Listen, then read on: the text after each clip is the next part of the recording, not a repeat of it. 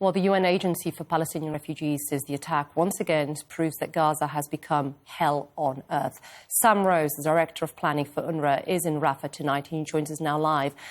Sam, important to have you on the show. Very grateful for you being here with us tonight. I mean, I can't imagine, I don't know if you heard the report there from our Jeremy Diamond, just the sheer panic as well as the terror and the fear that those families must have felt. Give us a sense of what you are hearing unfolded there. Absolutely. I mean, I think your correspondent caught it well, and a very good clip. Look, this was a horrifying, brutal massacre of civilians, some of the most vulnerable civilians anywhere in the world, who've gone through 8 months of an absolutely brutal war. What we understand happened is that there was the missile strikes hit at about 9:30 last night on a camp that's located to the north of a large UNRWA installation, and we woke up this morning to the same news that you did. Children were in bed, women were in bed, people were sleeping. And what we're hearing and what we see on the ground is it's very windy right now. It's windy at this time of year in the Middle East as the wind comes in from the Sahara. But a lot of people killed in the blaze, as your correspondent said, burnt to death and suffocated by tarpaulin sheets that fell on them. But we're hearing lots of reports of, well, of people killed and horrifically injured by shrapnel, so directly from the blast or the impact of the blast. So really, really horrifying stories that leave one sick in the stomach. They do indeed. It sounds like absolute hell. And the videos, of course, that have been obtained by CNN, Sam, shows tents on fire, charred bodies being pulled from the location. I wonder whether you and your team, UNRWA workers, whether they are safe, are they accounted for? Have you been able to make contact with them? I mean, the internet and all communications were down for about 12 hours in this part of Rafah. I'm a couple of kilometers away, so we weren't able to get into contact with colleagues. We have been able to, since we've not been able to account for everyone, but we have spoken to the colleagues, and those that we've spoken to, they're safe, but they're numb, they're exhausted, they're done with all of this. But you haven't accounted for everyone, you suspect it's because of comms being down, right, Sam?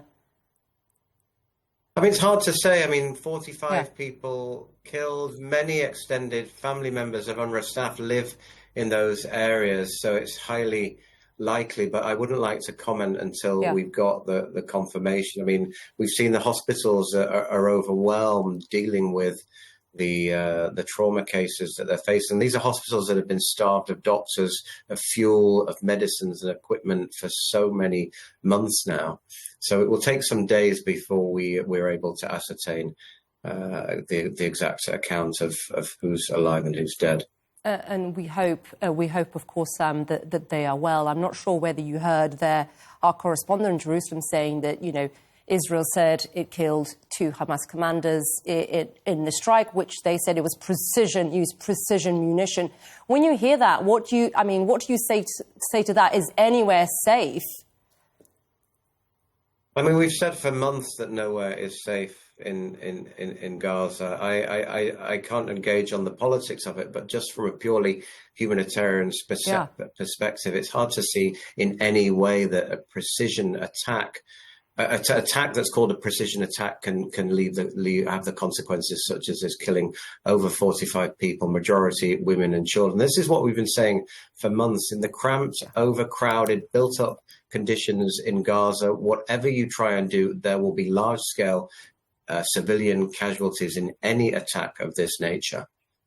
And of course, in the last, hour or so, we've heard Prime Minister Netnyahu said that this is a tragic mistake, that they are going to investigate that. I mean, how much faith do you put in that?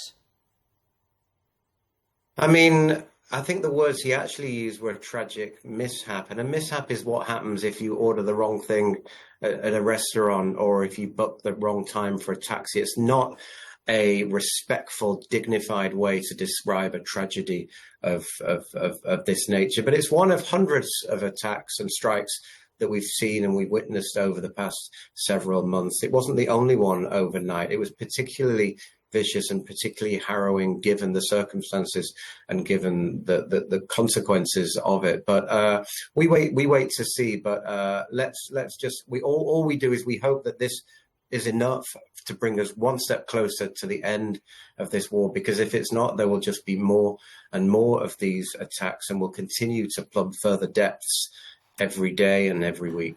I wonder what you think it does. I mean, just last week, of course, the International Court of Justice told Israel to immediately halt its attack on Rafah. Instead, this is happening. This is something that I've heard throughout for months on end by NGOs, including UNRWA here on the show, saying going into Rafah would have dire consequences. There have been countless calls for this to stop. I mean, how do you see, first of all, how do you see this playing out? Because we are hearing international condemnation. And what impact, Sam, is this having on your operations, UNRWA's operations on the ground, if this is what you're seeing every day? It's having a very difficult impact on our operations, on the mental health and the well-being of our staff who live in these communities of the refugees and the Palestinians whom they serve. But it also speaks to an escalation and an expansion of the conflict in Rafah. And when that happens, it becomes far more difficult for us as UNRWA, the largest aid organization in Gaza, but for all organizations to operate safely, to get to the crossing, to bring the supplies in, to bring the fuel in, and then distribute those supplies around the Gaza Strip. Our humanitarian space is constantly being squeezed and our room for maneuver constantly being constrained as the conditions and the situation in which the population finds itself continues to deteriorate. So this is not heading in the right direction. No. I think you're absolutely right. And Philippe Lazzarini of UNRWA, of course, said on X that the 200 trucks with the humanitarian supplies offloaded on the Palestinian side yesterday, only 30 trucks were picked up due to heavy movement restrictions and ongoing Israeli airstrikes and the launch of rockets by Hamas, and delays and limitations on the routes that can be used. It's just reacting, of course, to what we've been seeing, what we saw in Rafah, where he said Rafah's turned into hell on earth. Sam, appreciate you taking the time to speak to us. I know these are incredibly challenging and difficult times. We hope your team's on the ground as well. Thanks very much for your time. Thank you.